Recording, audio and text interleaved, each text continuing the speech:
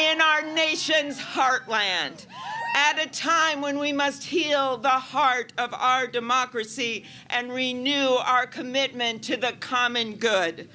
I stand before you as the granddaughter of an iron ore miner, as the daughter of a teacher and a newspaperman, as the first woman elected to the United States Senate from the state of Minnesota, to announce my candidacy for President of the United States.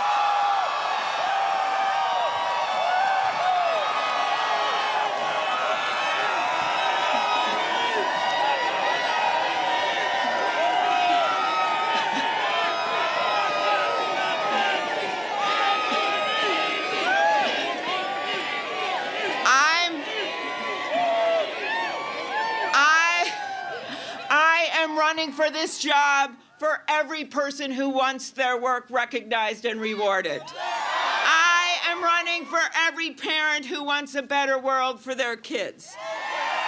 I'm running for every student who wants a good education, for every senior who wants affordable prescription drugs, for every worker, farmer, dreamer, and builder. I am running for every American. I am running for you. And I promise you this, as your president, I will look you in the eye. I will tell you what I think.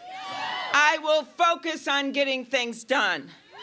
That's what I've done my whole life. And no matter what, I'll lead from the heart.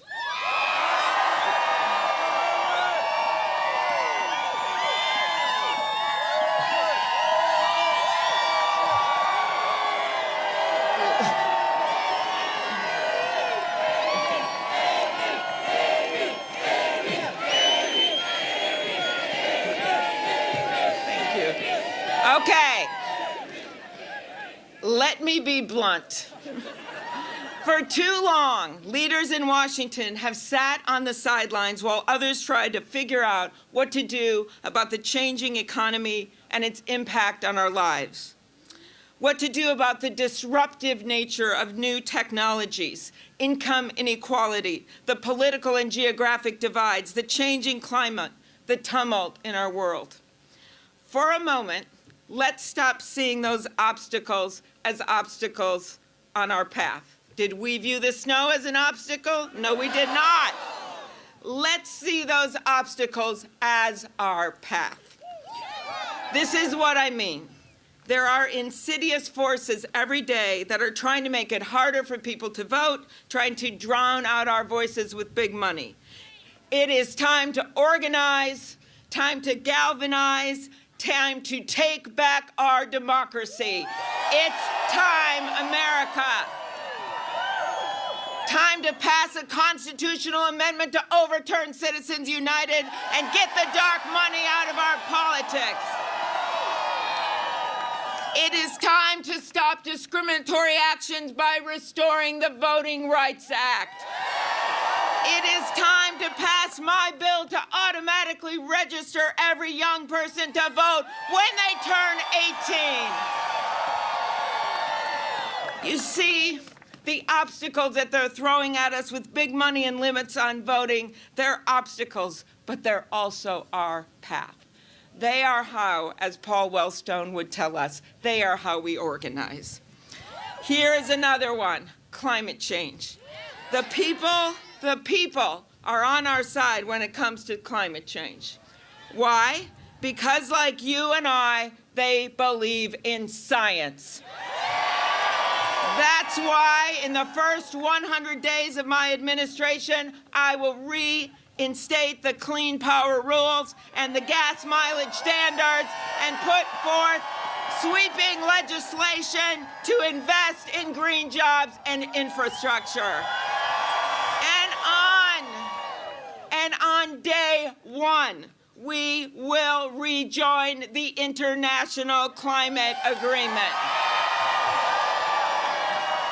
The obstacles, they are our path. Here's another challenge. Way too many politicians have their heads stuck in the sand when it comes to the digital revolution.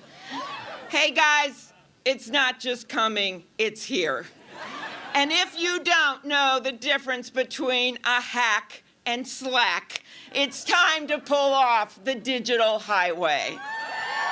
What would I do? What would I do as president? We need to put some digital rules of the road into law when it comes to people's privacy. For too long, the big tech companies have been telling you, don't worry, we've got your back. While your identities, in fact, are being stolen and your data is being mined. Our laws need to be as sophisticated as the people who are breaking them. We must revamp our nation's cybersecurity and guarantee net neutrality for all. And we need to end the digital divide by pledging to connect every household to the internet by 2022, and that means you, rural America.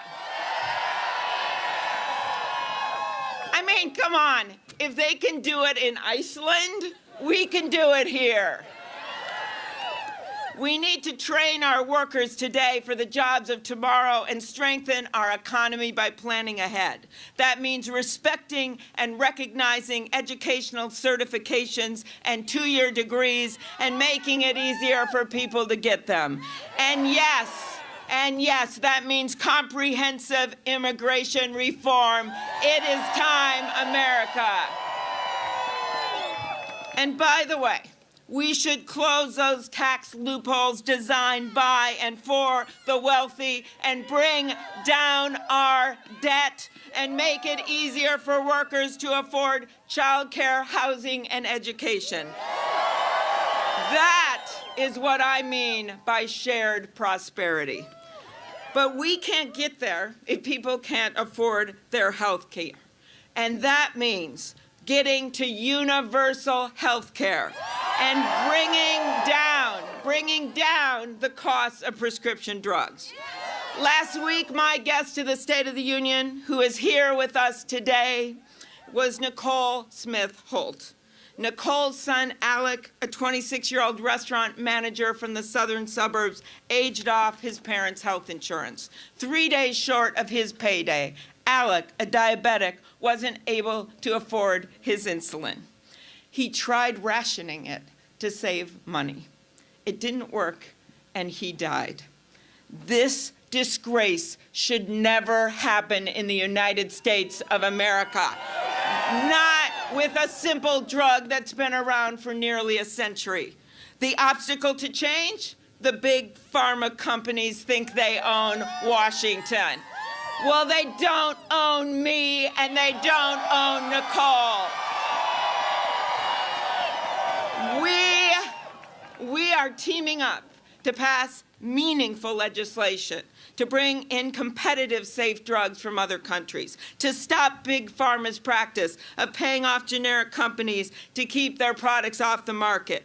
We're going to harness the negotiating power of 43 million seniors. That's a lot of negotiating power. And lift the ban on negotiating cheaper prices under Medicare for prescription drugs. I have always believed in doing my job without fear or favor. That's what I do as a senator, and that's what I did as a prosecutor. And that means not only convicting the guilty, but protecting the innocent. That's why I have and why I will always continue to advocate for criminal justice reform. That's why, in a state where we all value hunting and fishing and the great outdoors, I am not afraid to join the vast majority of Americans, including many gun owners, to stand up to the gun lobby and put universal background checks and common sense gun legislation into law. It is time, America. And a safer world isn't just about what we do here at home. Even if you want to isolate yourself from the rest of the world won't let you. International problems come banging at your door just as opportunities come knocking. We need to stand strong and consistently with our allies. We need to be clear in our purpose. We must respect our frontline troops, diplomats, and intelligence officers who are there every day risking their lives for us. They deserve better than foreign policy by tweet. And one last obstacle that we must overcome to move forward together. Stop the fear-mongering and stop the hate. We may come from different places. We may pray in different ways. We may look different and love different, but we all live in the same country of shared dreams.